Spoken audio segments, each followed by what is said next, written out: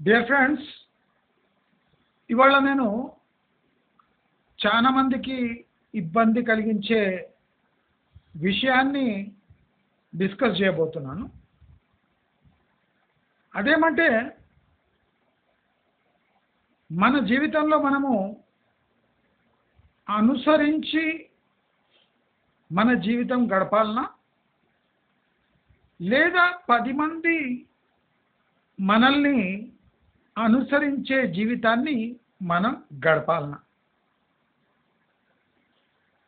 ఇంకో ముఖ్యమైన విషయం ఏమంటే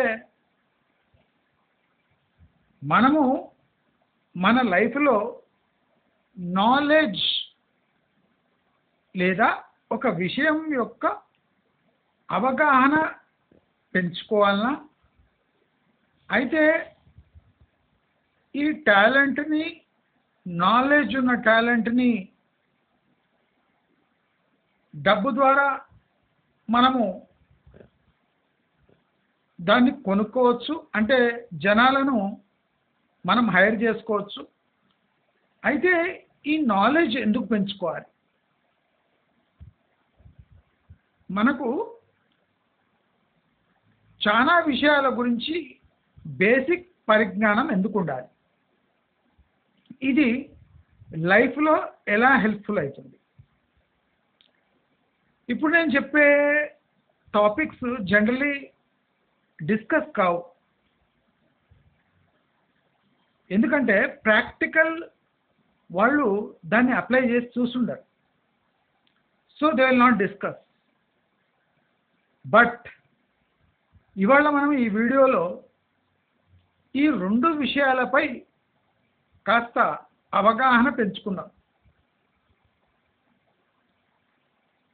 చాలా మందికి ట్రెండ్ ఫాలో కావటం, టెక్నిక్స్ ఫాలో కావటం, లేదా ఒకరిని అనుసరించడం జీవితంలో ఈజియెస్ట్ థింగ్ అనిపిస్తుంది. అంటే ఆల్రెడీ ఒక సక్సెస్ఫుల్ టెక్నిక్ ఎవరైనా అప్లై చేస్తున్నారు అంటే ఆ వ్యక్తిని ఫాలో కావటం, ఆ వ్యక్తి టెక్నిక్స్ ఫాలో కావటం, ఆ వ్యక్తి యొక్క సజెషన్స్ తీసుకోవటం, ఇవి జనరల్లీ మనం సమాజంలో చూస్తూ ఉంటాం.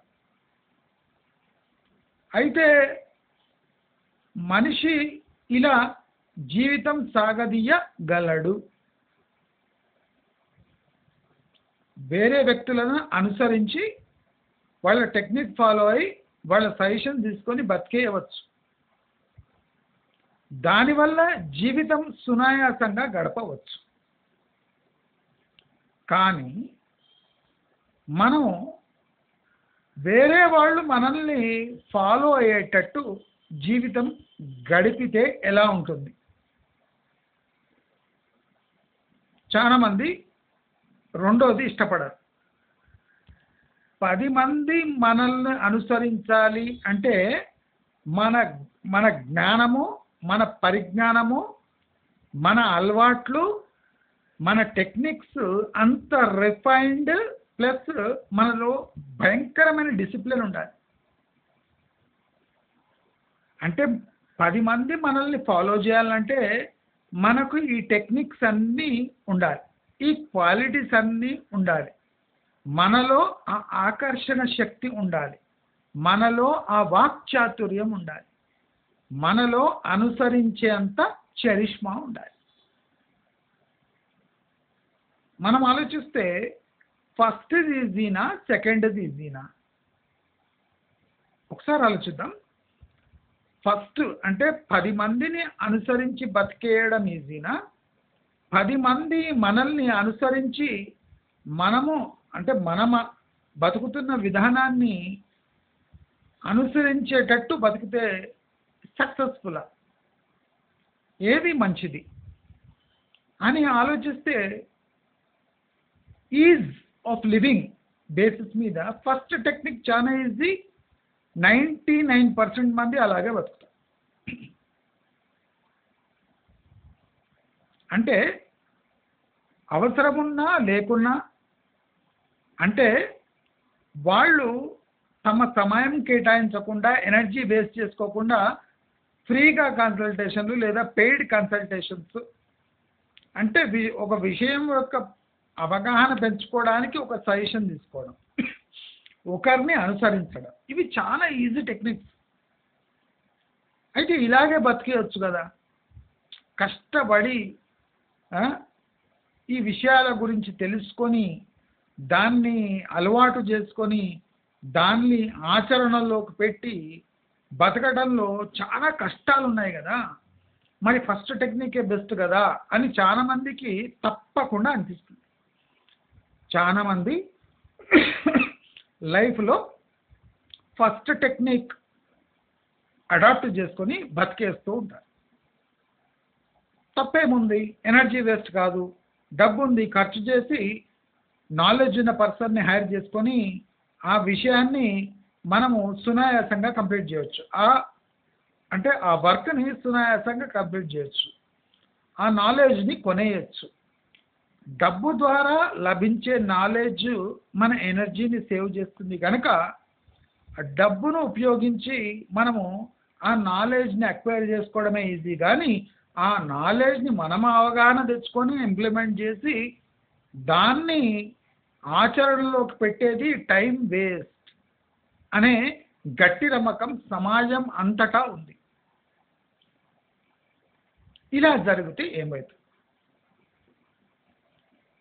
ఇలా యాక్చువల్లీ సమాజానికి మంచి. First technique is useful for society because you have money and you will be spending money on a talented person.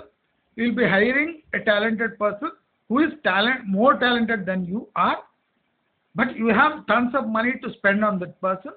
You will be acquiring the services of the person and getting your work done. ఇక్కడ వరకు బాగుంది. మీరు మీ డబ్బు వెదజల్లి ఒక టాలెంట్ని acquire చేసుకొని మీ పని ముగిస్తారు. తర్వాత మళ్ళీ ఆ పని మీ ఎదురు పడితే మళ్ళీ ఆ పర్సన్ని వెతికి ఆయనకు చెల్లించి డబ్బు చెల్లించి ఒక పని అయిపోగొడతారు. కానీ మీరు గమనించాలి, లైఫ్లో మీకు ఆ పని గురించి పూర్తి అవగాహన ఉంటే మీరు ఆ డబ్బు చెల్లించి తీసుకున్న పర్సన్ని మీరు చక్కగా పని చేయించగలరు. అంటే if you spend 100 rupees, you can extract at least 90 rupees from him. But if you are not aware of the work he is doing, he may charge you 100 rupees, but actually output that he is generating is 60 rupees worth. Because you don't know how to extract 90% from that person when you are spending 100 rupees. నేను చాలా ఈజీగా అందరికి అర్థమయ్యేటట్టు చెప్తున్నా. You are spending 100 rupees, but you are not aware that he is only producing 60 rupees worth of output from his talent. Because you are neither aware of this subject or you are not aware about the competency of the person you have hired. On two fronts you are failing at a time. So దీనికి solution ఏమి? నేను 100 rupees, I don't care, I spend 100 rupees, 60 worth ఇచ్చినా నాకు no problem అనుకుంటే మీ డబ్బు రాను రాను ఎక్కువగా పోతుంటుంది. మీరు 100 అవుట్పుట్ తీసుకోవాలంటే 60 ఇస్తుండు. So if you want 100 output, you have to spend double. ఒక్కసారి ఆలోచించండి. నేను ఆషామాషిగా ఏది చెప్పాను, ఆషామాషిగానే చెప్తా, కానీ మీకు అర్థమయ్యేలా చెప్తా. నాలెడ్జ్ ఎందుకు కావాలి, అవగాహన ఎందుకు ఉండాలి, దాని ఉపయోగాలేమి, దాన్ని అక్వైర్ చేసుకునేలో మనం టైం వేస్ట్ అనుకుంటాం. కానీ ఆ టైం వేస్ట్ రేపటి రోజుల్లో మన జీవితాన్నే, అంటే జీవితంలో చాలా టైం మిగిలిస్తుంది. ఇంకో అడ్వాంటేజ్ ఏముంది, మనము ఒక విషయం గురించి తెలుసుకునే జిజ్ఞాస ఉండాలి. First if you want to become really talented, what you need is the urge to acquire knowledge. First ఈ ఇన్స్టింక్ట్ ఉండాలి. ఆ ఇన్స్టింక్ట్ చాలా మంది చూడండి, ఏం అవసరం మనకు అవన్నీ తెలుసుకోవడం. ఇప్పుడు తిండిలోనే ఆడవాళ్ళు ఉంటారు, చాట్ చాలా ఈజీ చేయడం, పానీపూరి ఈజీ చేయడం, మసాలా దోశ సూపర్ అంటే తిన్న మసాలా దోశ వేయడం చాలా ఈజీ,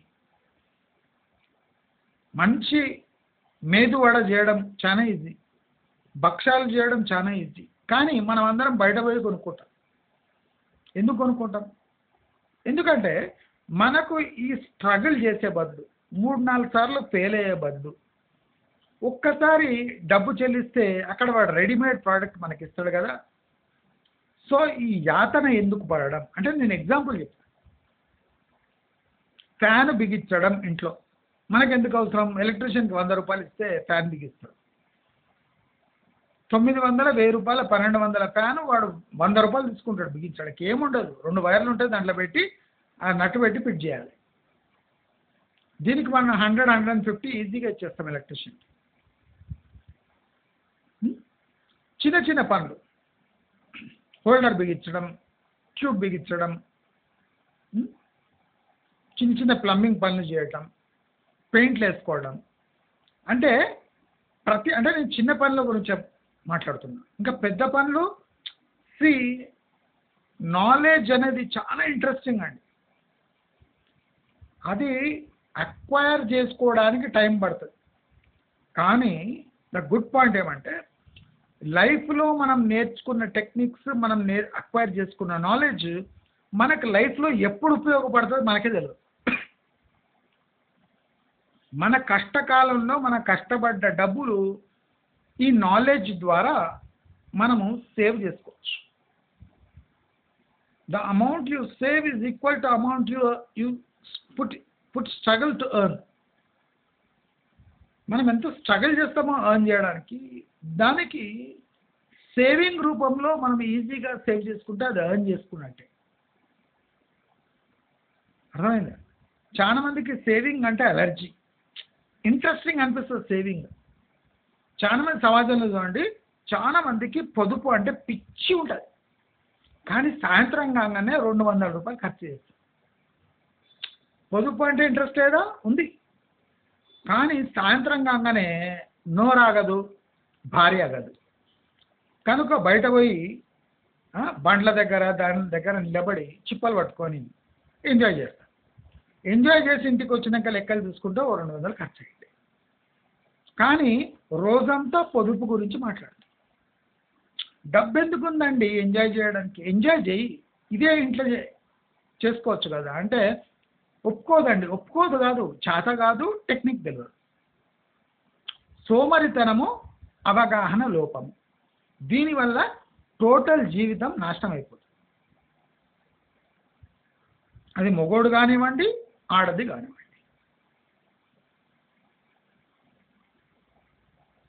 ఒక వస్తువు ఎలా తయారవుతుంది?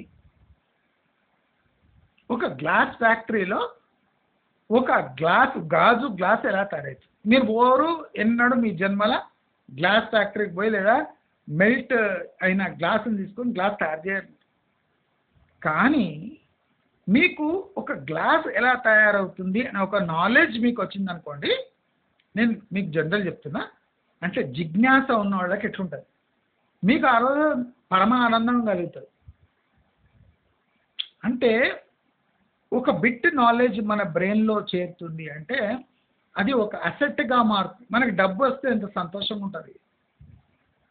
మనకు పనికి మాలిన నాలెడ్జ్ ఏది అనిపిస్తుందో అది మన బ్రెయిన్లో చేరిన ఒక అసెట్గా మారే టెక్నిక్ మనం ఎప్పుడు నేర్చుకుంటాము అప్పుడు అంటే మనకు అది ఇప్పుడు మనకు అవగాహన అనిపించదు. చెప్పులు కుట్టడం సింపుల్. మనము చెప్పులు కుట్టేవాడి దగ్గర పోతే మన చెప్పిచ్చి మనం దిక్కులు చూస్తుంటాం. చూడొద్దండి. వాడు టోచన్ తీసుకొని వాడు చెప్పులో ఎట్లా పెడుతున్నాడు, దాన్ని ఎట్లా బిగిస్తున్నాడు, మళ్ళీ బయట ఎట్లా గుంజుతున్నాడు, మళ్ళీ ఎక్కడ గుస్తున్నాడు, మళ్ళీ ఏం చేస్తున్నాడు, వ్యాక్స్ పెడుతుండా, దారం ఏ దారం యూజ్ చేస్తుండ్రు, దారాన్ని ఏమంటారు అంటే మనం చెప్పు కుట్టుకోవాలని కాదు, చెప్పు కుట్టేవాడు కూడా ఏం చేస్తున్నాడు. మనం ఇస్తాం డబ్బులు చెప్పు కుట్టడానికి, తప్పేం లేదు, 20-30 ఇస్తాం. వాడు ఎట్లా కుడుతున్నాడు ఒకసారి అబ్జర్వ్ చేయండి. మీకు పోయేదేం లేదు, మీరు చెప్పుకు పైసలు కుట్టడానికి పైసలు ఇస్తుండ్రు, మీరు అక్కడ నిలబడే ఉంటుంది. మీ దిక్కు అక్కడిక్కడ చూసే బదులు, ఆంటీలను వాళ్ళని వీళ్ళని చూసే బదులు, అమ్మాయిలను చూసే బదులు చెప్పు దిక్కు చూడండి. ఆంటీలు దక్కరు, అమ్మాయిలు దక్కరు, కానీ ఏదో రోజు ఈ చెప్పు కుట్టే టెక్నిక్ మీకు పనికొస్తుంది. సేమ్ ప్లేసు సేమ్ టైము, అమ్మాయిలను చూసే బదులు చెప్పును చూస్తున్నారు. చెప్పు చూడటం వల్ల అమ్మాయిలు చూడటం కన్నా ఎక్కువ మీకు పని, అంటే అది చాలా యూస్ఫుల్ లైఫ్లో. ఆ అమ్మాయి మిమ్మల్ని పెళ్లి చేసుకోదు, ఆ ఆంటీ మిమ్మల్ని మీ దిక్కు చూడదు. ఎందుకు చూడడం? చెప్పును చూస్తే చెప్పు ఎన్నడైనా మన చెప్పే కదా, మన కాళ్ళ కిందే ఉంటుంది, అది ఏదో రోజు తగ్గుతుంది. కుట్టేవాడు ఉన్నాడు, కుట్టడానికి రాదు. చాలామందికి ఆడవాళ్ళకు కూడా బటను హుక్కు కుట్టుకోవడానికి రాదు. బటన్ కుట్టడానికి అంటే 5 రూపాయలట ఒక బటన్ కుట్టడానికి. హుక్కు 10 రూపాయలు తీసుకుంటారు, 3 హుక్కులు 4 హుక్కులు కుట్టడానికి 10-20 రూపాయలు తీసుకుంటారు. హుక్కు పోతే హుక్కు కుట్టడానికి ఓ 4-5 హుక్కులు కుట్టడానికి. సీమ్ ఓపెన్ అయి ఉంటుంది, దాన్ని స్టిచ్ చేయడానికి. జేబు కొద్దిగా పోయి ఉంటుంది, దాన్ని స్టిచ్ చేయడానికి. అంటే ఈ అవగాహన ఉంటే తప్పేముంది? అసలు ఆడవాళ్ళు సిగ్గుతోనే బాయిల దుంకాలి. బటన్ కూడా కుట్టడానికి రాని స్త్రీలు ఆ స్త్రీనేగా. మొగళ్ళు కూడా బటన్ కుట్టుకోవచ్చు, హుక్కు కుట్టుకోవచ్చు, ప్యాంటు బక్కలు ఉంటుంది, హుక్కు ఉంటుంది, అది కూడా కుట్టుకోవచ్చు, ఆల్ట్రేషన్ చేసుకోవచ్చు. డార్నింగ్ చేసుకోవచ్చు, అంటే కానీ చినిగిపోయి ఉంటుంది అనుకోండి, ప్యాంట్ సెంటర్లో ఏమైనా షర్ట్ చినిగిపోయి ఉంటుంది, కాస్ట్లీ ఉంటుంది, దాన్ని డార్నింగ్ చేయడం అంటే ఇక్కడి నుంచి దారం అక్కడ తీసుకోవడం, అదంతా ఆ హోల్ మొత్తం ఫిల్ చేయడం. మీకు తెలుసా డార్నింగ్ ఇంత పోతే 40-50 రూపీస్ తీసుకుంటారు ఆ హోల్ ఫిల్ చేయడానికి. అదే మీరు ఇంట్లో చేసుకుంటే, అంటే ఇదంతా ఎందుకండి, మీరు ఇది ఎంత ఎందుకు అనుకుంటా మీ లైఫ్లో మ్యాక్సిమం సేవింగ్స్ అంతా దీంట్లోనే ఆవిరైపోతాయి. మళ్ళా పొదుపు అంటే పిచ్చి. పొదుపు చేయాలండి, పొదుపు చేయాల్సిందే. పొదుపు ఎక్కడ చేస్తారు? రాత్రి 2 ఇడ్లీలు తిని పడుకుంటారు. పొదుపు.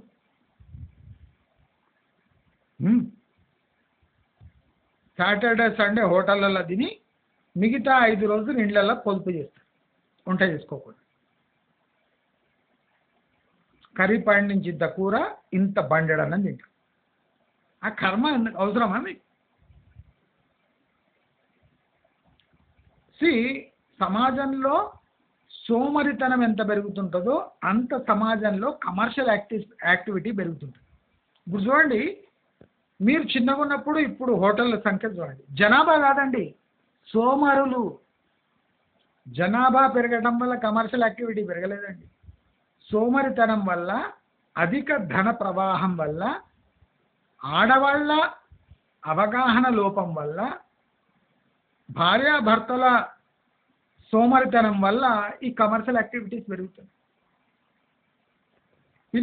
పిల్లవాడు సాయంత్రం అనగానే ఆకలి అనగానే మనకు 20 రూపాయలు ఇచ్చాడు, పోరా చాట్ తినిరాపో, సమోసా తినిరాపో, బేకరీలా తినిరాపో, పప్పు తినిరాపో, 20, 30, 50.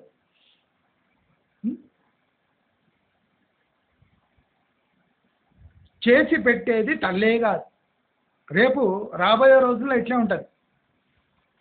చేసి పెట్టేది, పిల్లలకు చేసి పెట్టేది తల్లే కాదు, అదో తల్ల.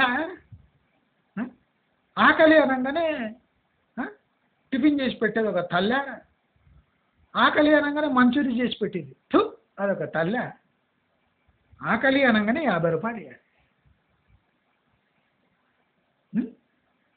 అమ్మ ఆమ్లెట్ అయ్యి అనగానే బయట తింటరా పోరా అంటే వాడు 20 రూపాయలు ఇస్తాడు ఆమ్లెట్కి. 6 రూపాయల గుడ్డు, 20 రూపాయలు ఛార్జ్. అమ్మ దోశ వేయవే, దోశ నాకు రాదు, పోయి తినరా పో, 40 రూపాయలు తీసుకో. అది తల్లి అంటే రేపు తల్లి యొక్క పరిభాష డబ్బిచ్చేదే తల్లి, ఆకలి తీర్చడానికి డబ్బిచ్చేదే తల్లి, చేసి పెట్టేది తల్లి కాదు. అదొక తల్లా, వాడొక తండ్రే.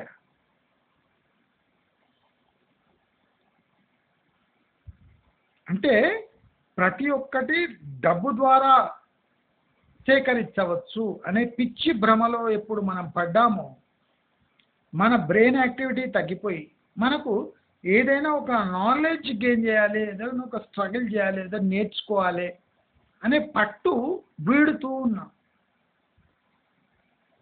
దీనివల్ల సమాజానికి మంచి జరుగుతుంది తప్ప మనకు చెడు జరుగుతూనే ఉంటుంది. సమాజానికి మంచిగా ఎట్లా జరుగుతుందంటే ప్రతి పనికి ఒక పని మనిషి, బాత్రూమ్ కడగడానికి కూడా సర్వీసెస్, టాయిలెట్ కడగడానికి కూడా సర్వీసెస్, బటన్ కుట్టడానికి కూడా ఒక ఆల్టరేషన్ టైలర్.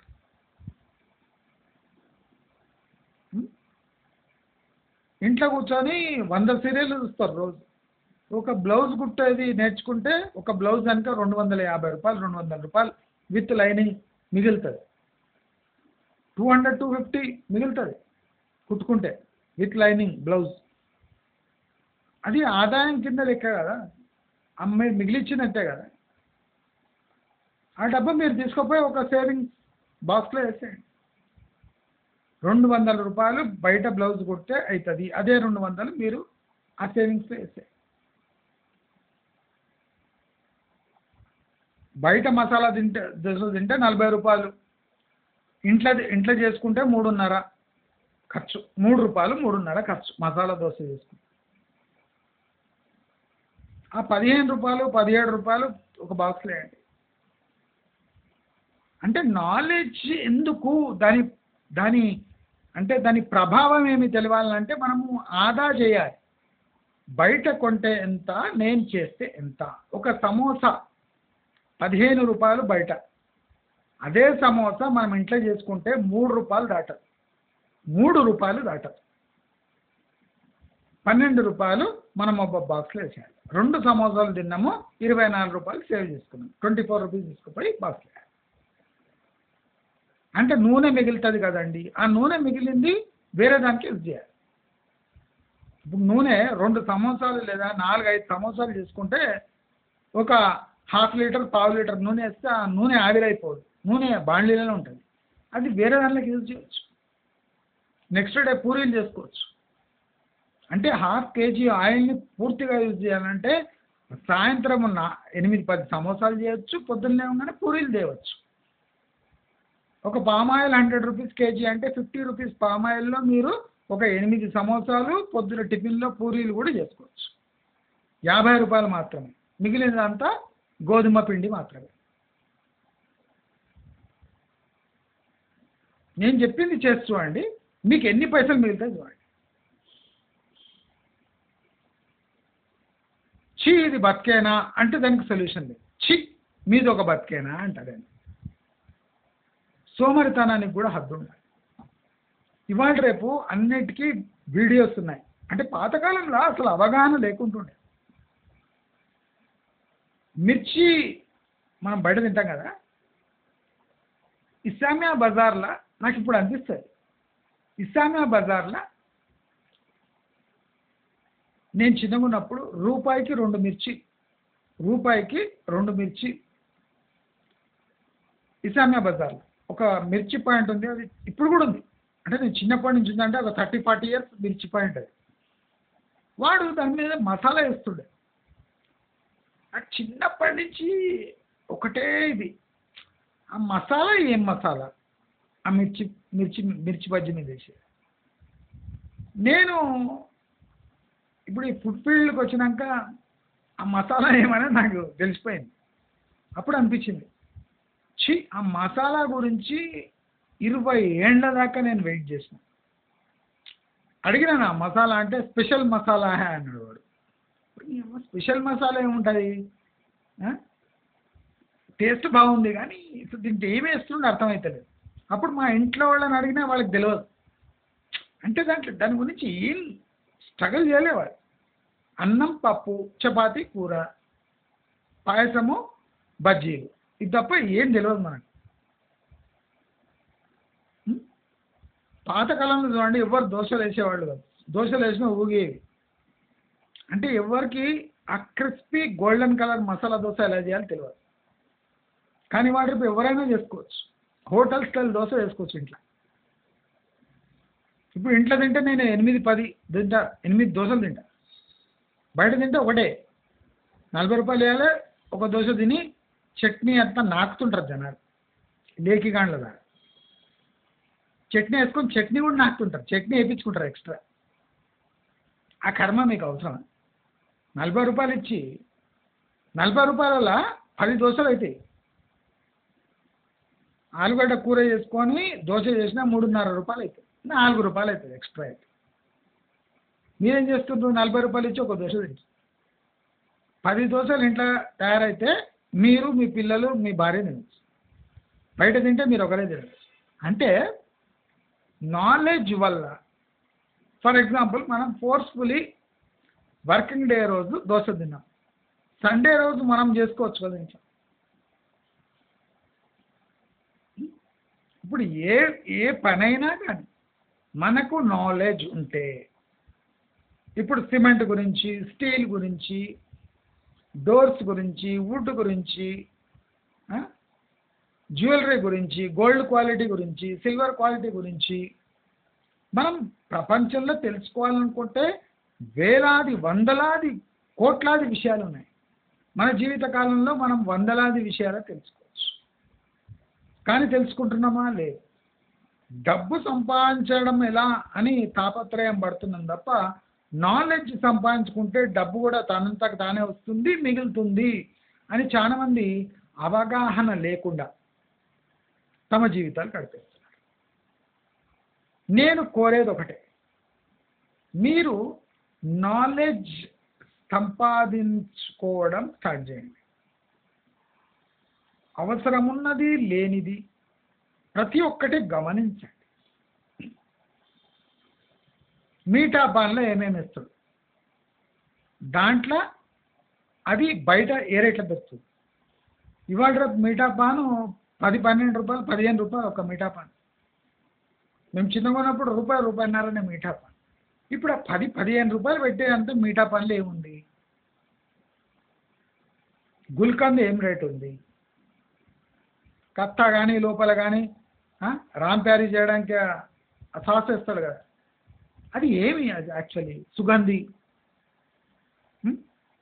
కొబ్బరి పొడి ఏం రేటు ఉంది? చెర్రీస్ కిలో ఏం రేటు ఉన్నాయి? టూటీ ఫ్రూటీ ఏం రేటు ఉంది? చాలియా ఏం రేటు ఉంది? ఆ ఫ్లేవర్డ్ కొబ్బరి పొడి ఏం రేటు ఉంది? తప్పేముంది? పోయినప్పుడు అడగండి, కిలో టూటీ ఫ్రూట్ ఎంత, కిలో చెర్రీ ఎంత, ఆ కొబ్బరి పొడి ఎంత, ఒకసారి తెలుసుకోండి. ఆ రాంప్యారీలు వేసే ఆ జెల్ లాంటిది అది అది ఎంత ఉంది, ఒక డబ్బా ఎంత? మన ఇంట్లో ఫంక్షన్ అయినప్పుడు అందరికీ మీఠా పాన్ చేసి ఇచ్చింది అనుకోండి, తిన్నాక వారే వా, వాళ్ళ ఇంట్లో తాంబూలం కూడా ఒక లెవెల్లో ఉండే. దాని మీద వరకు జుట్టండి, చీప్లో దొరుకుతుంది చార్మినార్లో. వరకు జుట్టి మీఠా పాన్ ఇవ్వండి భోజనం తర్వాత. అంటే మీ ఇంటికి వస్తే వాళ్ళు జన్మ జన్మలో గుర్తుపెట్టుకోవాలి, అరే తిండి ఏం తిన్నాం కానీ మీఠా పాన్ ఇచ్చిండు, జబర్దస్త్ ఉంటుండే. మీరేం చేస్తారు?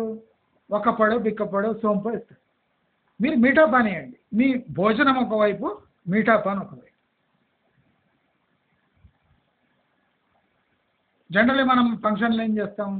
లడ్డూలు, బాలుషాలు ఇటువంటివి చేస్తాం. అదే కద్దు కా హల్వా, డబల్ కా మీఠా అంటే తుర్కలు చేపిస్తారు డబల్ కా మీఠా, కానీ వాళ్ళు చేపించినవి చాలా ఉన్నాయి. పాయసాలు గీసాలు ఇటువంటి మనం చేసే పాయసాలు చేపియారు. డబల్ కా మీఠా కూడా చేపిస్తారు, ఫేమస్ స్వీట్. అంటే వెయ్యి రకమైన స్వీట్లు ఉన్నాయి. మనం ఏం చేపిస్తాం ఇప్పుడు? ఒక బూందీ లడ్డు, ఒక మైసూర్ పాకు, ఇవే. వాడు 1000 చోట్ల పోతే అందరు ఫంక్షన్లలో అవే పెడతాడు, అవే తిన. మన ఇంటికి వస్తే మన డిఫరెంట్ ఉండాలి. ఎట్లా? ఇప్పుడు బయట మీఠా పాన్ కొనుక్కొని వచ్చిండ్రు 10-15 రూపాయలు. మన ఇంటికి ఒక 50 మంది వస్తారు. మీఠా పాన్ పెట్టాలంటే ఎంత ఖర్చు అవుతుంది? మీఠా పాన్కి 1000 రూపాయలు ఖర్చు అవుతుంది. అదే మీరు అన్ని సామాన్లు తెచ్చుకొని మీఠా పాన్ చేసిన 50 మంది తిన్నాక మనం ఒక 2-3 నెలలు మీఠా పాన్ తినొచ్చు. నేను సింపుల్గా మీకు అర్థమయ్యేటట్టు చెప్తున్నా. మీఠా పాన్ చేసుకోవాలని కాదు, మీరు తినిపించాలని కాదు, మీరు ఫంక్షన్ పెట్టాలని కాదు. ఒక పని అదే తీరు, అదే ఖర్చు, అవగాహన ఉంటే మనము ఎంత మిగిలించుకొని అదే దాన్ని మంచిగా నిర్వహించి వావా అనిపించుకోవచ్చు. ఏమ్రా భయ్, వాళ్ళ భార్యకు భలే బ్రెయిన్ ఉందిరా నాయన. మన ఇంట్లో ఉన్నారు చూడు, ఆమె పోతే అన్నీ సొంతంగా తయారు చేసిందంట. బయట నుంచి ఒక్కడు కొనలే, బయట కూడా ఉండదు ఆ టేస్ట్, అట్లా చేసింది. దాంతో మీఠా పాన్ ఇచ్చింది. అబ్బాబ్బా, అసలు మీఠా పాన్ కూడా తిని ఎన్ని రోజులు అయిందిరా నాయన, సూపర్ ఉండే మీఠా పాన్ అని 2 పాన్లు తినిపోతా. ప్లీజ్ నాకు ఒక పాన్ ఇవ్వండి అంట. ఇయ్యాలి అంటే మీ ఫంక్షన్ గుర్తుపెట్టుకుంటారు వాళ్ళు. అదే క్యాటరింగ్ వాళ్ళకి ఇచ్చి బయట ఏం లాభం పోయి ఏం చేయదట, అంత బయట నుంచి తెప్పించింది, వేస్ట్ దొరికిందే కానీ మనకి బేకార్ది అంట. అబ్బా, నీ తిండి తిని నిన్ను బేకార్ అనిపోతావు నీ భార్య. ఏం లాభం?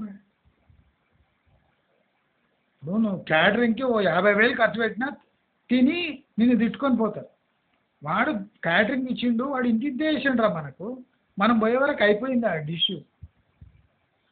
ఎంత ఆరా చేసిండు. మనం ఇక 100 మంది వస్తున్నాము, 120 మందికి చెప్పాలన్నా, వాడు 50 మందికి చెప్పించిండు. కంజూస్ గాడు అంటాడు. అంటే నీకు ఖర్చు అయ్యేది అయింది, మళ్ళీ ఇన్సల్ట్ కూడా, మళ్ళీ నీ భార్య తిట్టుకోవడం కూడా.